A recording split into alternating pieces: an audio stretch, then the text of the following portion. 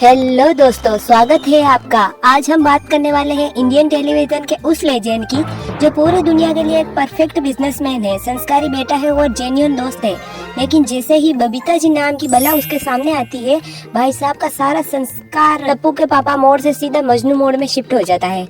जी हाँ, हम बात कर रहे हैं घड़ा इलेक्ट्रॉनिक्स के मालिक हमारे प्यारे जेठालाल चंपकलाल घड़ा की। तो दोस्तों, ये वीडियो शुरू करने से पहले बता दूं, ये सिर्फ मस्ती मजाक के लिए और सिर्फ कैरेक्टर के बारे में, ना कि किसी पर्सनल इंसान के बारे में। और ये सिर्फ हम रोस्ट करने के और इंटरटेनमेंट के लिए बनाते हैं, तो इसको सीरियसली ना ले। तो यार एक बात बताओ, जेठालाल के पास दया जैसी बीवी है जो उसके एक इशारे पर गरबा करती है, उसके लिए तरह तरह का गुजराती खाना बनाती है और इतनी संस्कारी औरत है वो, और हर काम में परफेक्ट है दया। और तो भी जेठालाल को दया नहीं दिखती है। जब बबीता जी सामने आ जाती है तो उसकी नजर बबीता जी से हटती भी नहीं है। मतलब ऐसी लॉयल और सीधी बीवी मिलने से लोग तपस्या करते हैं, और ऐसी बीवी की जेठालाल कदर नहीं करता है एक दूसरी औरत के लिए। और हमारे जेठा भाई का दिल तो बबीता जी की विंग में ही अटक गया है।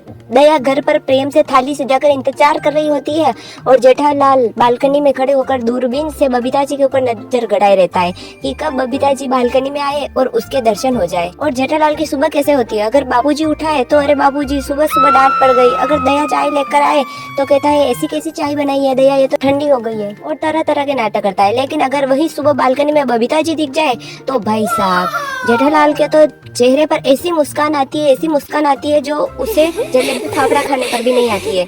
और ऐसी मुस्कान तो घड़ा इलेक्ट्रॉनिक्स में 10 लाख का प्रॉफिट होने पर भी उसके चेहरे पर नहीं आती है। और उधर से बबीता जी बस बोल दे गुड मॉर्निंग जेठा जी, और जेठालाल का पूरा दिन, पूरी जिंदगी और पूरा ब्रह्मांड सुधर जाता है, और हवा में वॉयलिन बजने लगते हैं।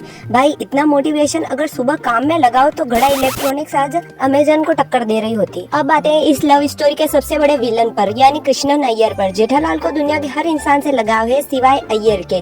क्यों? क्योंकि वो बबीता जी का पति है। अय्यर बेचारा साइंटिस्ट है, लेकिन उसे आज तक समझ नहीं आया कि ये जेठालाल रोज सुबह उसके घर के नीचे बबीता जी करते हुए क्यों घूमता है। जब भी अय्यर कोई लॉजिकल बात करता है तो जेठालाल का सीधा जवाब आता है, अरे छोड़ो ना अय्यर भाई, आपको कुछ समझ नहीं आता। मतलब बबीता जी का पति होना ही अय्यर का सबसे बड़ा गुनाह हो चुका है। और जेठालाल हर बात पर अय्यर की ऐसे बेइज्जती करता रहता है जैसे उसने जेठालाल के पैसे चुरा कर भाग गया हो। और जेठालाल की वैसे तो इंग्लिश बिल्कुल नहीं निकलती है, लेकिन बबीता के सामने आते ही तो उसकी इंग्लिश क्या फ्रेंच भी निकलने लगती है। और बबीता के लिए तो जेठालाल हजारों क्या लाखों का नुकसान लेने को तैयार है। अगर बबीता कोई शॉपिंग करने आ जाए दुकान पर तो बबीता जी आप तो हमारे घर की है, आपको तो कुछ देने की जरूरत ही नहीं है। मतलब क्या तू क्या फ्री में लाता है वहाँ से सामान?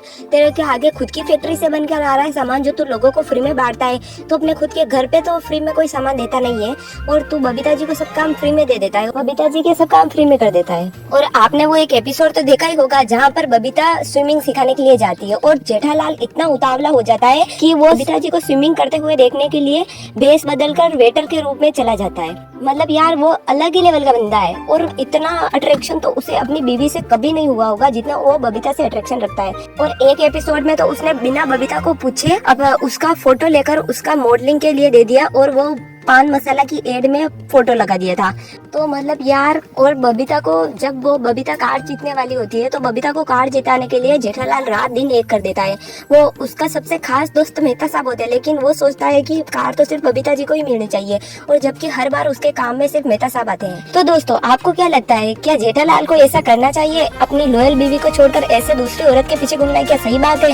तो आपका क्या विचार है, कमेंट में जरूर बताएं।